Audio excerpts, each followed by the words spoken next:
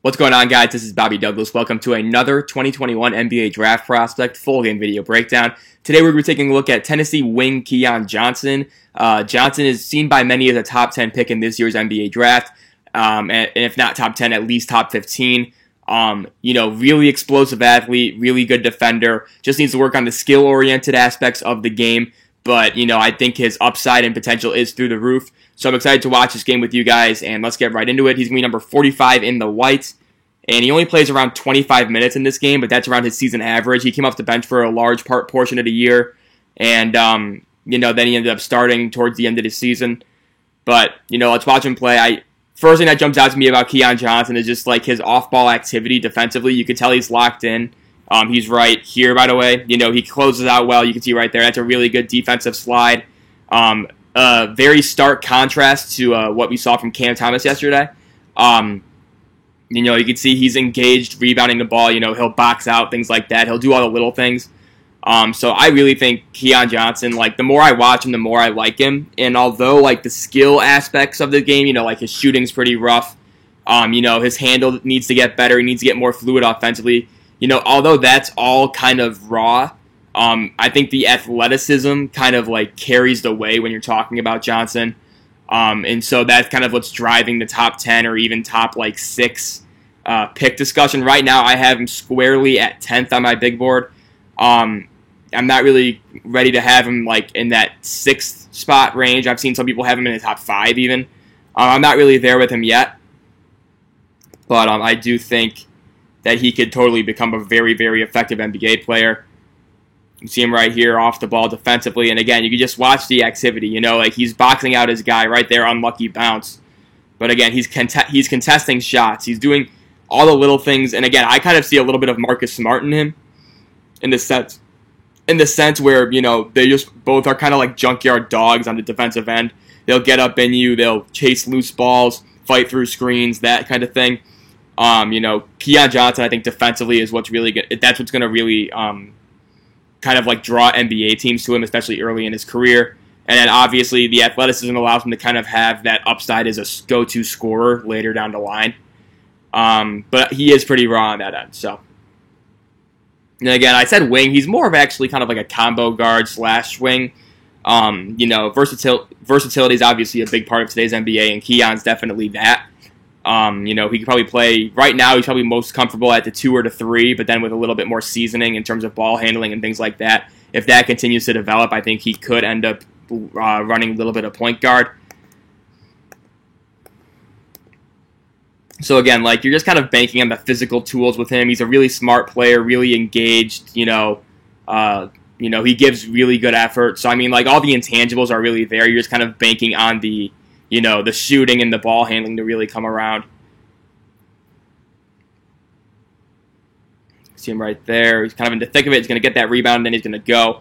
He only averaged around, I think, 2.5 rebounds, so that's a really nice pass. And this is what I mean. This entire possession right here. So he's going to grab this rebound with one hand, and then he's going to find Fulkerson for the alley-oop layup. And, this is the type of thing that Keon Johnson can do in the open floor, especially, he uses that explosive vertical jump to get that rebound somehow, right? And then he's off to the races. He's leading the fast break. And again, he has that vision to really find Fulkerson and it lead to the easy layup. And that's the type of thing that Keon Johnson's going to give you.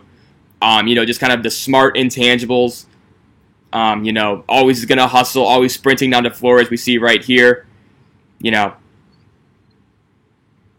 again, he only averaged around, I believe, 3.5 rebounds a game. But I think just the athleticism component really will make him a pretty good rebounder for his size. 2.5 assists per game and 11.3 points a game, just to give you some more context. So not like a go-to scorer for this Tennessee team, but he did average double figures on a pretty loaded team in terms of talent. So I think that's pretty impressive. He had a few huge games this year. He had 27 against Kentucky at one point. You can see him kind of just setting screens, coming off screens, things like that off the ball. And again, he moves a lot more off the ball than we saw with Cam Thomas yesterday. And so it's kind of funny that I did Thomas and now Keon Johnson back to back. So right here, he's going to miss this shot. And this is part of my, worries with Keon Johnson. Right now, he's very predictable offensively. So usually he doesn't really have like the finishing power or grace to really get to the rim. So a lot of times he will settle for these like turnaround jump shots around the SEC logo, right? And so right here, I believe he turns over his, I just want to rewind and make sure, I think it's his left shoulder. Yeah, he's going to turn over his left shoulder, and he does this all the time, okay? Like, all the time. That's, like, his go-to move. And he can rise and elevate and, you know, get a clean look off of it, but he just doesn't really have the touch there yet. And so what happens is that defenses kind of start to read that, and, you know, they'll strip the ball from him when he goes down with it. You know, like, they'll kind of beat him to his own spot. You can see right there Johnson doing a nice job kind of leading. I think that's, I don't know who that is for George. That's Severe Wheeler, I think, leading him out of bounds. And there's a replay of that alley-oop pass. But a lot of times defenses will kind of lead, you know, Johnson into that spot, and then they'll ultimately steal the ball from him. So just those things I worry about a little bit as Keon is out for a little bit right here. You know, so he just needs to get a little bit more diverse in terms of his attack mode and everything. But that should come, you know, with the athleticism and like the hard-working nature of Johnson. I think that's a pretty good bet to really kind of develop over time. So it's just kind of like a hit-or-miss thing with him, I would say. But right now, he's just super predictable. We'll see him do that same over the left shoulder spin move, rise and fire from the mid-paint. We'll see him do that at least 3 or 4 times in this game. You can see right there, step back from the free throw line. And this is the type of, like, you know, Kevin O'Connor calls it kind of like this go-to scoring package, right? And, like, Keon showed flashes of this. And this is the type of, the reason, like, why he would say something like that. I think KOC has him 6th. But just, like, the ability to get to the free throw line right here, elevate, and then, you know, square up towards the basket and finish that mid-range jump shot. Like, this is the type of thing that gets scouts excited, right? That go-to scoring ability, because he's shown flashes of self-creation in terms of scoring. He just needs to get a little bit more polished and just a little bit more unpredictable in that regard right now. But, you know, like, that type of shot is what has scouts pretty excited, combined that with his elite athleticism, both vertically and spatially. And then obviously his defense and his motor as well. So again, right here, kind of fell asleep a little bit on that cut, but again, like, he can kind of afford to, you know, react a little bit late just because he has that, you know, that lateral quickness, the hustle. You know, he gets back and he gets himself, you know, like, involved in so many plays that probably most people don't get involved in just because he's just willing to work that hard. And so I think that's kind of an important thing. So right here, good job, Keon, just kind of fighting over that little DHO action. He was kind of lost for a little bit. That was kind of a scramble possession for Tennessee. But Johnson was able to kind of just, you know, get back into position. And then right there, you can see, so, again, like, he's a smart player too. So right here, he's going to get called for a charge, which we'll review, and it's going to be a bullshit charge. The guy's foot was on the restricted arc, right? And so Johnson, again, like, rips through, dribbling with his left hand. He's going to find Vescovi open for a three-pointer. Like, this is a very good pass, very smart pass, right? And so, like, and then he gets called for the charge right here, which is bullshit, you know. So, and we'll see it right here. So, again, the guy's the feet are clearly on the line. That shouldn't have been a charge. Keon knows it. But, you know, like, he does have that basic floor general, like, mind where he can kick out to open shooters off of drives and things like that. So if you can really get him going downhill, you know, it kind of opens up your offense. And I would say that, got to travel here. And I would say that Johnson is 9 times out of 10 going to make the right pass. You know, sometimes he gets a little bit sped up. We'll turn the ball over in kind of ridiculous ways. But I do think the vision, like the raw vision aspect on the binary scale of 0 and 1, like, it's a 1 for Keon Johnson. It's definitely present. We're going to see him in the mid post right here. Let's see what he does here. So again, that's kind of like a forced shot. And again, he gives up his dribble way too early. And so right here, like, you maybe want to see, like, a drop step into the middle of the lane and then maybe have, like, Tennessee's spacing is all wrong. There should be a guy, like, right around here, too. But he kind of forces up this little, like, turnaround. That's just, like, a bad shot. So, I mean, and again, he was off balance there as well. But again, you can see him kind of, like, elevate above the defense. So, like, if he's going to be guarded by a smaller player, like, he should be able to get his shot off at any time, which is obviously a very crucial aspect to any go-to scorer that some people really want him to kind of develop into. You can see right here, again, like, the vision is here, right? But it's just kind of like the footwork is all messed up. It looks like he's indecisive. He doesn't really look like he's been there before in this situation. It's a 3-on-3 in transition, maybe you 4-on-3 if you can include this trailer. Again, he sees the right pass, which is a kick out to the right corner. It's just not accurate, and he's sped up and he turns the ball over. And again, so just that kind of thing. So it's like the vision's there, the effort's there, the acknowledgement of the right play is there. He just can't really seem to like get it together just yet. But the flashes are really, really encouraging with him because you add in the floor of like an all-NBA type defender, and then with the go-to scoring like package that he could offer in a few years. He's not going to be a guy that comes in his rookie year and really just dominates. I would say maybe he's like a second-team all-rookie type of guy, depending on how much playing time he gets. But I think that's his ceiling for his first year. But this is kind of like a long-term play with him. And so you're just kind of banking on all of the traits and all of the athleticism kind of, coalescing into this really ultimately well-rounded basketball player that helps your team win. We got free throws right here. Remember, he only plays like 25, I think 27, maybe 28 minutes in this game. But that's about like where he was in terms of the entire season. Just keep that in mind. You can see him right here off the ball. Again, right here, kind of just gets sealed off, took a bad angle, tried to front him, and he couldn't really get he ended up on the wrong side of that. Georgia post player led to the easy layup. So again, just kind of like the technical aspects of of basketball he needs to work on, I would say, obviously, but the raw talent is definitely there. You'll see in the second half too, he has probably one of the best dunks I've seen in college basketball this season. You see right here, just a crazy pass for Tennessee. And that'll show you like his vertical athleticism. He also has some pretty good defensive plays as we continue into this game as well.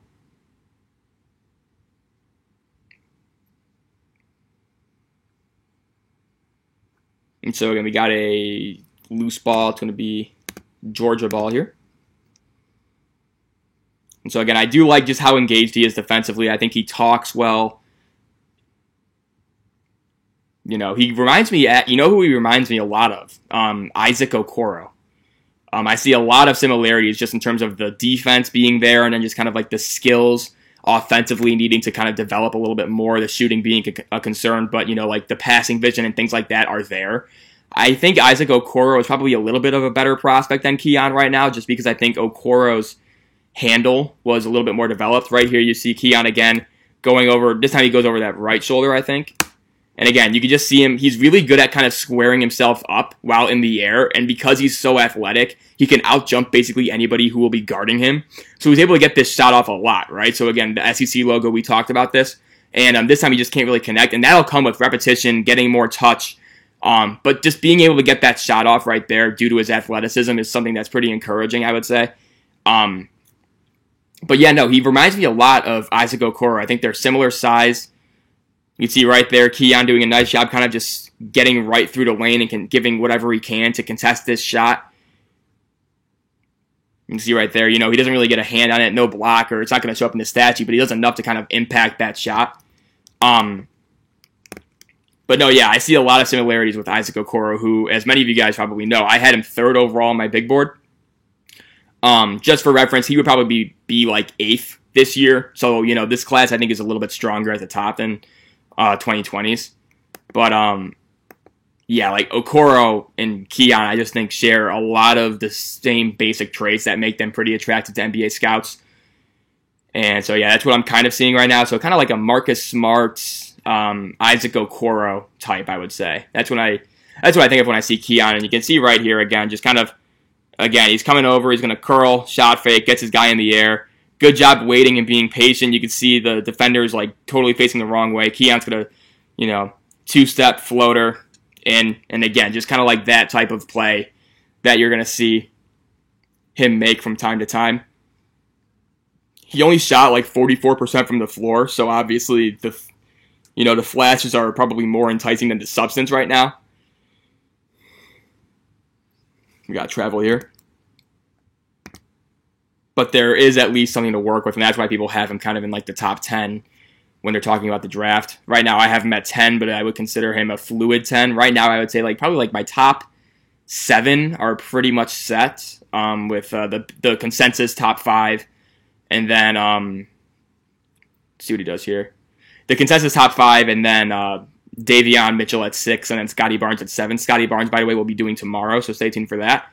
And then other than that, like 8 through like 15, I think could probably go in a lot of different directions for me at this stage. We got a 3 by Georgia right there. Keon was on the other side. Not much he could have done there. And again, let's see what he does here. So he's on the ball. And again, you can see him just, the handle just isn't really there, right? So again, we see him doing the exact same thing. Like, he doesn't really have like the Shai Gilgeous-Alexander to Euro steps, the gracefulness through the lane, where he can't really just get to the basket. You'll see him stop short a lot of times, like right around the 12-foot area. We talked about the SEC circle again, obviously. There's a reason why I keep bringing it up, okay? So every single time it's going to, basically, he's just trying to get to this spot and then kind of operate from there. So you can see right here, again, he's going to go over his right shoulder this time. And so he's just going to try and rise and fire, right? Can't get it off, stonewalled, and he has to kick it out, right? So for him, like, the handle will unlock so many just driving angles because he is an athlete and he can beat people to spots. But right now, it's the handle that kind of slows him down offensively in terms of getting to the basket. And then obviously the shot really isn't there either, so people can kind of sag off of him and they're willing to let him shoot. So that's another thing. So again, but it's all about the flashes with him, right? We talked about, we talked about just, like what people want him to be. I think he's going to, I think he's going to hit, this might be this is so again, there's the 3. And again, he's going to hit this 3. And so it goes in. Only a 27% three-point shooter this year, 70% from the free throw line. So that's not super encouraging. But again, it looks like to me, just my personal, like, just watching him, it looks like to me that he's thinking way too much about whatever shot he takes, right? So he's going to kick it out right here. And it looks it looks very coached. It doesn't look natural to him. It looks very mechanical, right? And so he's just going to go straight up, like the beef thing. He's thinking like the, BEEF. That's like the whole, like, I think it's like balance, elbow, something, and then feet, right? And so I think eyes maybe is the other E, but we've all heard beef, right? And it looks like he has that just like imprinted into his brain, and that's what he's like kind of going on. And so it kind of takes him a little bit to just kind of rise and fire. So you can tell it's not natural for him, right? But he makes it there. So, and the form, and the good thing about this is that the form isn't broken. We talked about a lot with Okoro how the form was just kind of messed up. Keon's form is actually pretty good. It's just like, it looks very rehearsed. It doesn't look fluid. And so, like, in terms of, like, off-the-dribble creation is what you would need for, like, a go-to type of guy. He doesn't really have that right now. But you see him right here just defending the hell out of this guy. I want to go back because this is really impressive stuff. So he's going to fight through this ball screen, it looks like. And so, again, it's like a little ball screen, right? Keon's right here, and, again, moving his feet really well. This guy can't get an inch around him, right? And he's just moving his feet, choppy steps, stops on a dime several times. When the Georgia guy tries to change direction, like, that's really impressive stuff, and it leads to a bad shot and ultimately a Tennessee rebound. So again, like, the defense is going to be there from day one. No concerns about that for me whatsoever. It's just all about the offense. And there's Jaden Springer. He actually had a huge game in this one too, and he'll probably be up next week. I'm trying to get my schedule set for next week. If you guys didn't see the schedule, I tweeted it at BobbyDouglas21. That's my Twitter account. So it's Keon today, and then it's Scottie Barnes tomorrow, Jalen Johnson Thursday. I want to say it's, I can't think of Friday. Zaire Williams on Friday, and then I think it's Davion Mitchell on Saturday. So that's kind of like the whole, that's scheduled for the remainder of the week, and then next week it's probably going to be like Cade Cunningham, maybe Jalen Suggs, Joel Ayayi, Corey Kispert. I might try and get the Gonzaga guys out of the way, so we'll see about that, but yeah. A lot of guys to go through, and then obviously June 22nd is the NBA Draft Lottery. I'll probably post a mock draft video on the 23rd, assuming all goes according to plan, as we got a foul right here. And then, once we get in, I'm going to try and get more guests on to talk the draft as we get closer and closer to it. Maybe do an NBA playoffs type of thing. I'm talking to a few NBA guys right now to see if they're interested in coming on. So a lot of things coming up, so make sure you're subscribed and, you're paying attention. If you guys like these videos. Obviously, if you don't like the videos, I'm not going to, expect you to subscribe. But And again, here's Keon kind of running down the floor again. You can see him right here. So just like the little things, right? So you can see Keon's just kind of barking at Victor Bailey, right? You can see his mouth move a little bit, and he's just kind of like talking, and, he's making sure that his teammates and him are on the same page defensively, which I think is very underrated, especially for a freshman. We're going to see Springer finish with a nice little move right there. That's one of the rare times I've actually seen Jaden Springer finish off of 1 foot. The knock on Jaden Springer offensively in terms of creating for himself is that he just always has to jump stop and then finish. That's one of the rare times where he actually went up with 1 foot, so that's good to see.